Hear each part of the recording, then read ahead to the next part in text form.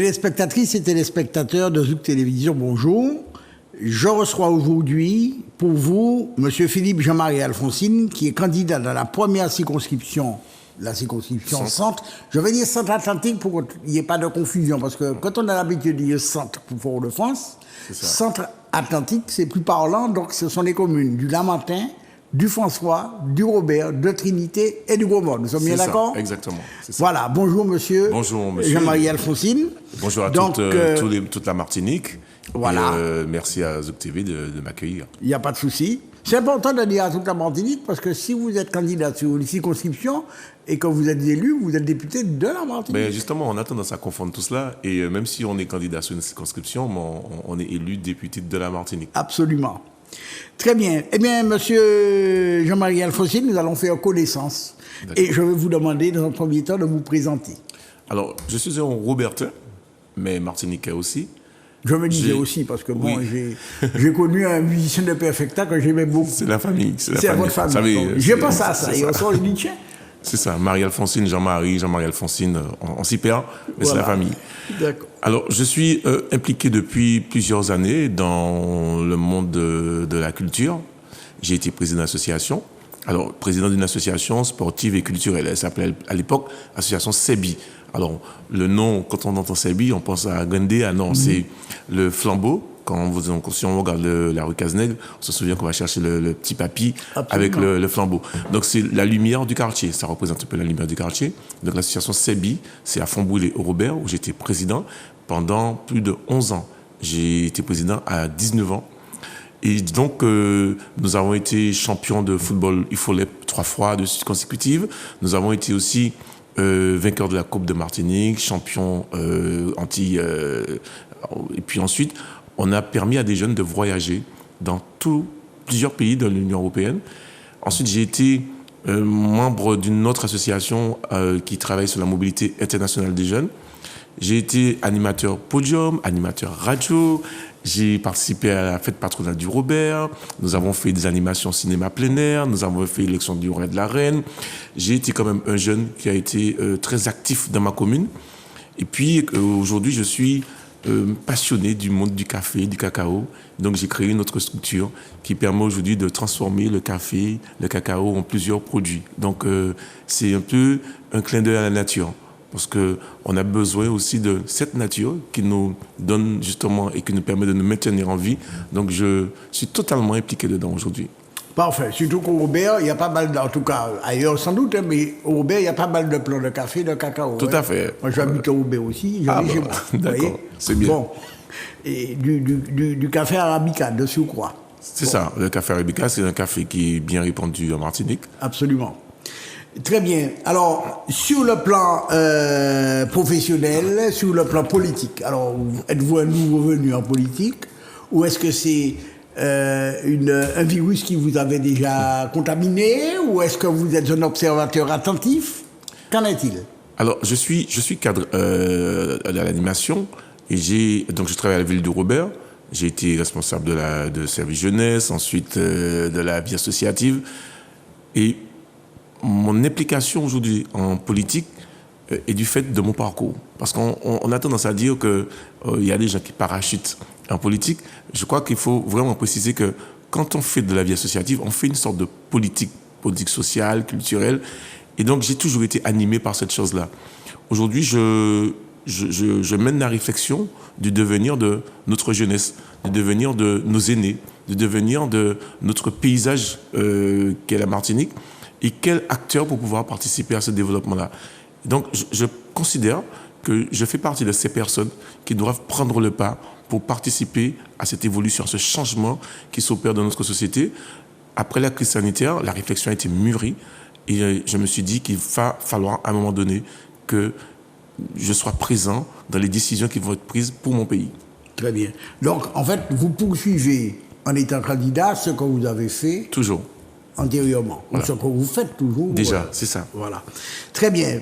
Alors, pour entrer dans le vif du sujet, je vais vous parler simplement de la séquence précédente. La séquence précédente étant les élections présidentielles. Donc, ces élections présidentielles ont suscité des commentaires divers et variés, tant pour les résultats du premier tour que des résultats du second tour. Alors d'abord, première question, est-ce que vous vous étiez engagé pour un candidat particulier?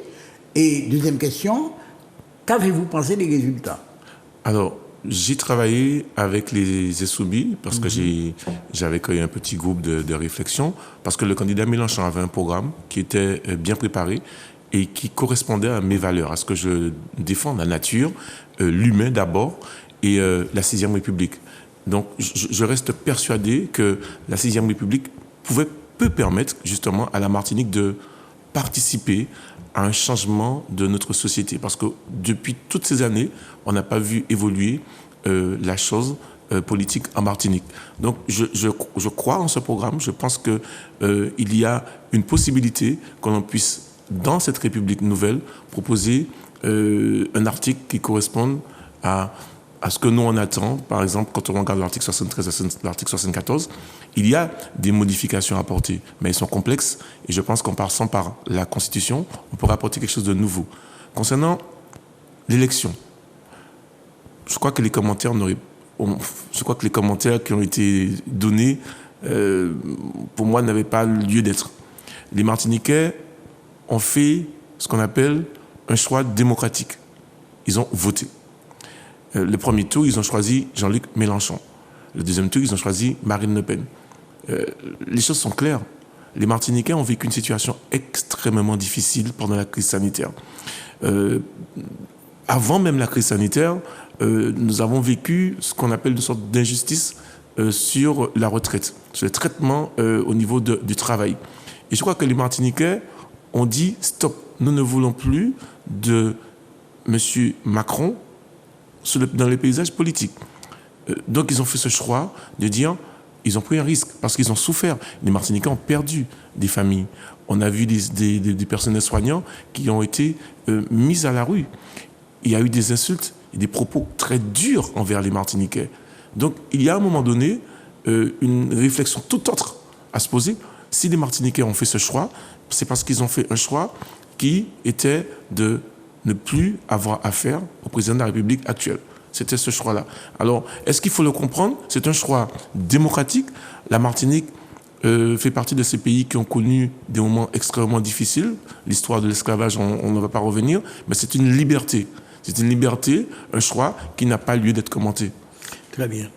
Et dites-moi, monsieur Jean-Marie Alfonsine, est-ce que ce message qui a été envoyé par les électeurs, dont vous dites que finalement, premier ou second tour, c'était un non à Macron, est-ce que ça n'était destiné qu'à Macron, ou est-ce que, quelque part, ça pouvait concerner aussi nos élus, nos représentants locaux, parlementaires et maires, conseillers territoriaux, EPCI, enfin, est-ce que ça s'adressait qu'au seul président de la République? Je pense que ça va s'adresser aux élections législatives. Parce que, non, je le dis avec beaucoup de sérieux, il y a eu ce sentiment d'abandon.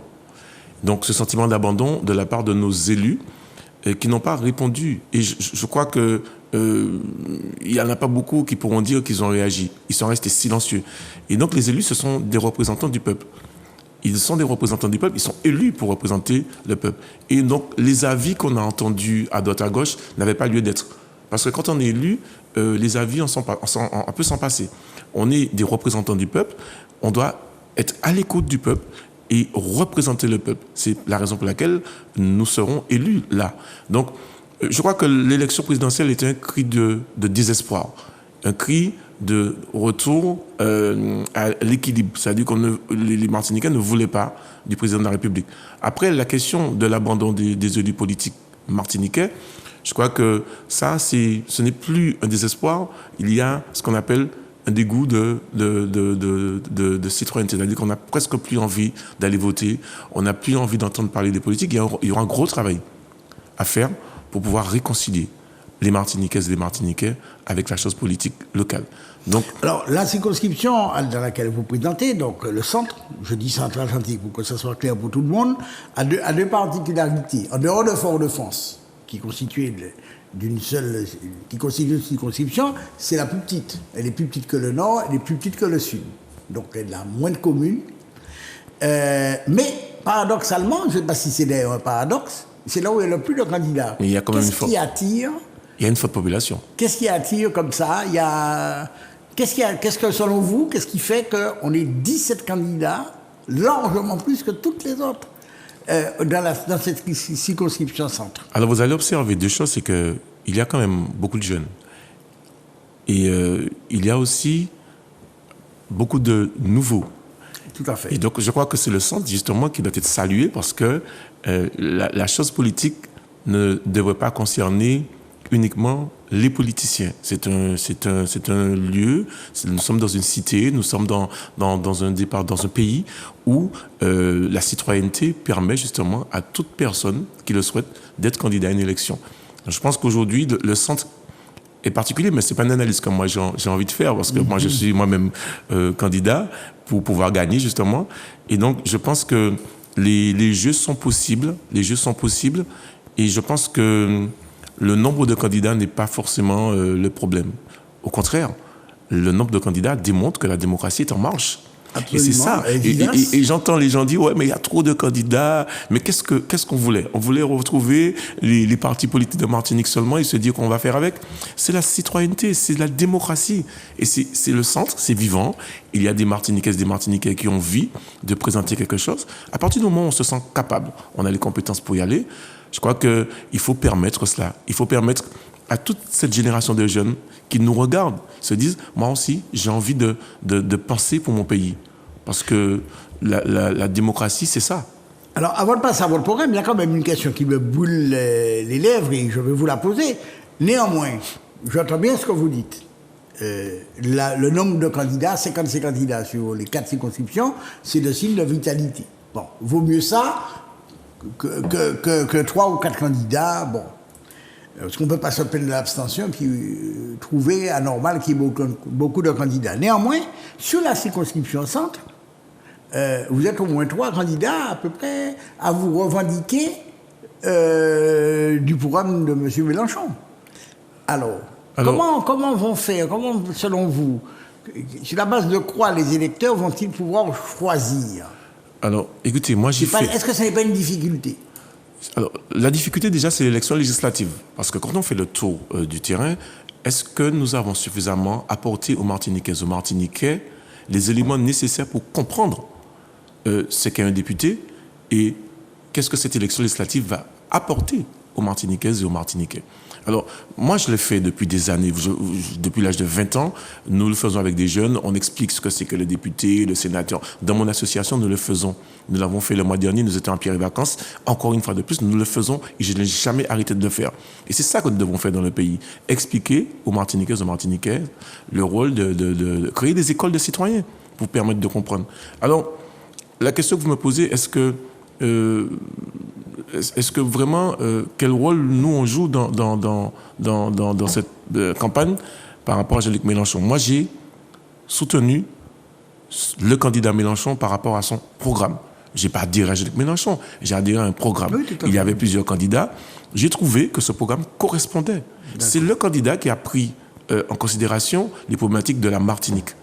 Il est venu en Martinique, il était présent, il a entendu, il a écouté, il a fait des propositions en ce sens. Personnellement, je l'ai dit, j'insiste, parce que je suis un homme de gauche. À gauche, j'ai fait le choix de Jean-Luc Mélenchon. Alors, s'il y a 3 candidats qui soutiennent Jean-Luc Mélenchon, mais les Martiniquais feront le choix du programme. Parce que nous avons aussi des propositions. Moi, j'ai des propositions. J'ai des propositions de loi que je mettrai sur la table. Qui justement, si on a l'occasion de parler, j'ai des propositions que je pense que dans l'équipe de Jean-Luc Mélenchon, nous pourrons les faire passer pour que la Martinique puisse avoir un nouveau souffle. Très bien. Alors, puisque vous avez des propositions, quels sont les axes principaux de votre programme? Alors, le premier axe, c'est la jeunesse. Parce que c'est le pilier d'une société qui est en mal de développement. Donc, moi, je crois que ça doit passer par l'éducation de nos enfants. Et je crois que si nous observons, nous avons une île où il y a le soleil, la mer, la montagne, l'eau, les rivières. Ce sont des ressources naturelles, mais qui sont extrêmement riches en termes de biodiversité. Donc nous savons très bien que la Martinique est le seul territoire aujourd'hui à prétendre à 3 titres en termes de biodiversité auprès de l'UNESCO. Donc, ça nous servira à quoi d'avoir autant de titres et que nos jeunes Martiniquaises et Martiniquais ne peuvent pas exploiter toutes ces richesses. Donc, moi, je propose que nous ayons une éducation qui soit adaptée à notre environnement. Donc, je souhaite proposer une amélioration des conditions de travail des enseignants, parce que nous avons des enseignants martiniques qui n'ont pas toujours la capacité d'enseigner dans nos écoles. Je prends le cas des lycées agricoles, par exemple, d'enseigner de véritables licences d'agriculture, par exemple, biologique. Il y a, par exemple, une licence d'agriculture biologique à Martinique. La plupart des cours sont enseignés à distance. Ce n'est pas possible. Nous avons la mer et nous ne pouvons pas posséder d'une université bis maritime. Donc, je pense que nous pouvons développer à la fois l'éducation, mais aussi l'attractivité de notre territoire. Mais la proposition de loi que je veux mettre sur la table, si je suis élu, c'est la bourse d'éloignement pour nos jeunes ultramarins. C'est-à-dire que lorsque nos jeunes partent faire des études en métropole, ils sont boursiers ou ils ne le sont pas. Et ces jeunes, quand ils arrivent en métropole, ils doivent subvenir. Alors, quand je dis ils doivent subvenir, les parents, parce que c'est un programme à la fois économique, mais c'est aussi un programme pour les étudiants. Quand les jeunes partent faire des études, les parents financent le loyer, ils financent leur nourriture, ils financent aussi le bien-être de leurs enfants qui sont en métropole, qui sont loin d'eux, 7000 km. Mais ces parents deviennent, parce qu'ils investissent en métropole, ils deviennent de nouveaux pauvres. Ils ne peuvent pas injecter leur argent, leur économie dans le système économique de la Martinique. Donc, quand on a cette situation-là, on va régler une partie du problème économique de la Martinique. Donc, on va proposer à ces jeunes, à ces parents, d'avoir pour leurs enfants une bourse d'éloignement comme il existe, et c'est là où je vais convaincre le gouvernement, parce qu'il existe une prime d'éloignement pour tout salarié qui part loin de sa famille. Donc, le même système sera adapté pour les jeunes ultramarins. Et ça, je vais le proposer à l'ensemble des députés, si je suis élu, de la Martinique, parce qu'il va falloir qu'on travaille ensemble. Il faut qu'on arrête de travailler chacun de son côté, permettre qu'on puisse réfléchir ensemble sur la méthode, comment nous allons faire, ensuite convaincre nos élus de la Guadeloupe, de la Guyane, de la Réunion, de Mayotte, pour qu'on aille ensemble faire cette grande proposition d'un véritable projet pour les ultramarins. D'accord. Mais est-ce que vous ne pensez pas que cette proposition, elle viendrait en plus du système actuel de bourse et de prêt d'honneur, ou se substituerait à ce qui existe? Non, elle viendrait à côté. C'est-à-dire qu'en fait, un jeune qui n'est pas boursier du tout verra dorénavant bourse d'éloignement. Un jeune qui est boursier verra à côté bourse d'éloignement. C'est-à-dire que ce sera un complément, un complément pour tous les ultramarins. Pour se venir, il y a des jeunes qui reviennent, parce que la situation est extrêmement difficile financièrement. Et puis quand on est loin de sa famille, c'est extrêmement difficile. Mais je veux revenir sur une chose. Lorsque je dis qu'il faut adapter notre enseignement, il faut aussi convaincre l'ensemble de nos collègues députés de la Guadeloupe, de la Guyane et de la Réunion. Moi, en Guyane, nous avons une fusée qui décolle. Chaque fois qu'elle décolle, elle pollue l'environnement. Mais les jeunes Guyanais auraient bien voulu un jour se dire, mais si on a une université autour de l'espace en Guyane, ce serait une merveilleuse chose pour l'accès justement à l'égalité des chances. Parce qu'il n'est pas normal qu'on ait une fusée qui décolle en Guyane et puis que le jeune Guyanais doit partir et faire des études autour de l'espace en métropole. C'est dans nos départements que nous devons avoir justement les plus grandes études universitaires autour de l'environnement, de la biodiversité, et pourquoi pas avoir des jeunes de la métropole qui viennent étudier dans nos départements. Et c'est cette richesse-là que nous avons, mais qui n'est pas exploitée. Et c'est ce que je veux pour mon pays. Je pense que j'ai suffisamment d'idées nouvelles pour le département, et c'est ce que je veux, quand si je suis élu, apporter au gouvernement français. Alors, vous citez dans votre plateforme la vie chère, la modernisation de notre système agricole, le développement de projets innovants, la continuité territoriale, vous l'avez un peu abordé là, mais il y a sans doute autre chose, la santé, la sécurité alimentaire. Alors, ça veut dire que vous avez des projets déjà un peu aboutis sur toutes les thématiques? Alors, la vie chère est une chose que, il va falloir encore la mettre sur la table très tôt. Et moi, je pense qu'il faut qu'on prenne à bras le corps ce problème-là. D'abord parce qu'on a une concurrence déloyale avec des grands supermarchés, mais qui mettent à mal le développement de nos marchés, qui mettent à mal le développement de nos commerces de proximité, des petits commerces de quartier, et donc qui mettent à mal tout cela. Donc il faut mettre en concurrence la production locale. Mettre en concurrence la production locale, c'est de faire en sorte que nous puissions éviter de taxer les producteurs locaux, et éviter aussi de taxer les producteurs locaux qui font entrer en Martinique des produits pour faire développer leur commerce, mais qui sont taxés par l'octroi de mer. Donc il faut faire en sorte que nous puissions prendre des décisions radicales dessus, et puis que nous puissions aussi, avec les élus de la Martinique, prendre une décision sur la problématique du chlordécone. Ça veut dire que les agriculteurs, si on veut développer une agriculture saine, il faut qu'on puisse récupérer des terres qui ne sont pas chlordéconées, mais il faut aussi que l'on puisse éviter que nous ayons de grandes constructions, de grands bâtiments sur des terrains qui ne sont pas pollués. Et donc peut-être favoriser justement que les constructions de bâtiments que nous voyons en Martinique se fassent sur des terrains pollués. Donc il faut un véritable projet avec nos élus martiniquais pour pouvoir trouver des solutions au développement du territoire. C'est-à-dire que si nous avons des marchés qui revivent et que nous puissions proposer des produits locaux, alors quand je parle de produits locaux, c'est de trouver une solution pour que les produits locaux de Guadeloupe, de la Dominique, puissent rentrer ici en Martinique avec nos produits locaux, et que le Martiniquais, quand il rentre dans un marché, ils se disent, il est en connaissance de cause, il sait qu'il a acheté un produit local de M. Sanson, il achète des produits locaux de Guadeloupe, et qu'on puisse réglementer les marchés. Mais les marchés locaux, avec des jeunes Martiniquais, avec une nouvelle formation pour les jeunes Martiniquais, qui pourraient reconnaître justement les produits. On a des Martiniquais qui connaissent. J'ai rencontré quelques jeunes, d'ailleurs à Sainte-Anne, des Martiniquais qui maîtrisent justement cette chose-là. On peut former nos jeunes pour pouvoir leur permettre de reconnaître ces produits-là, créer un nouvel accès aux marchés locaux. Redonner vie à la Martinique, c'est redonner vie à ce côté local. Et donner vie aussi à nos petites épiceries de campagne. Que nos épiceries de campagne puissent posséder des produits locaux avec des identifications bien claires et que l'on puisse justement mettre à concurrence en enlevant la taxe ou en diminuant la taxe pour nos producteurs locaux. Et c'est possible, mais il faut du courage, il faut aussi de la volonté. D'accord. Enfin, pour résumer ces deux premiers points, il n'y a pas longtemps, j'ai vu un kilo d'igname de Martinique à 7,50 €. J'ai trouvé que c'était... Oui, mais parce qu'en fait... horriblement cher. D'ailleurs, j'ai demandé au vendeur si ça venait de Russie ou de l'Ukraine, je ne sais pas. Mais le vendeur, il n'a pas le choix parce que il fait son tarif, et puis il fait son tarif. Il n'y a rien qui est réglementé. Il faut réfléchir. Il faut réfléchir. Donc justement. Vous pensez qu'il faut réglementer ça? Oui, il faut. Alors. Parce qu'il y a le problème du prix. Mais c'est ça que je dis. Il faut juste. Mais le prix est lié au fait à quoi? Parce que lorsque nous permettons justement à nos vendeurs de rentrer dans nos marchés, donc pas de vente à la sauvage, rentrer dans nos marchés, pour que les Martiniquais retrouvent le goût d'aller au marché. Ça veut dire qu'on va fixer un tarif unique des ignames, et tout le monde vend l'igname au même tarif. Mais quand ils vendent l'igname, il ne faut pas le taxer derrière. Oui, c'est ça le truc. D'accord. Alors, est-ce qu'il y a d'autres points sur lesquels, par exemple, sur les aspects sanitaires de la santé, vous avez évoqué ce qui s'est passé dans la pandémie, le fait que l'on a suspendu des soignants qui se sont retrouvés du jour au lendemain sans revenu. Il y a eu quand même beaucoup de problèmes, qui heureusement semblent être un peu atténués.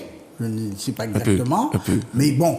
Oui, alors il y a d'autres problèmes, il y a d'autres choses. Mais il y a d'autres problèmes. Il y a certaines spécialités médicales pour lesquelles on ne trouve pas de médecin, ou difficilement, en ophtalmologie par exemple. Est-ce que vous avez un point de vue là-dessus? Alors, sur la question de la formation, justement, parce que c'est ça, c'est le problème des déserts médicaux, c'est un problème qui est national. Et c'est pour cette raison qu'il va falloir que nous puissions régler ce problème-là avec l'ensemble des députés du national. Parce que l'État a mis les moyens sur l'armée, a mis les moyens sur d'autres choses, et sur l'hôpital. Sur l'hôpital, il y a une négligence. Donc il va falloir qu'on puisse, avec l'ensemble des députés, régler cette problématique-là. Mais sur la santé, je pense qu'il faut que nous, en Martinique, on puisse aborder la question de la prévention. La prévention, parce que on voit s'installer dans nos départements des fast-food à tout va. On voit sur nos plateaux, parce que les Martiniquais et les Martiniquaises travaillent.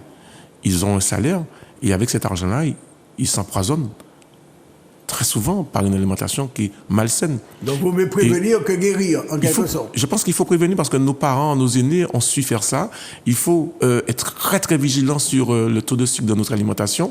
Il faut être très vigilant sur... parce que, alors, je vais revenir sur un décret, parce que je l'ai écrit dessus. Et là encore, je vais revenir dessus si je suis élu.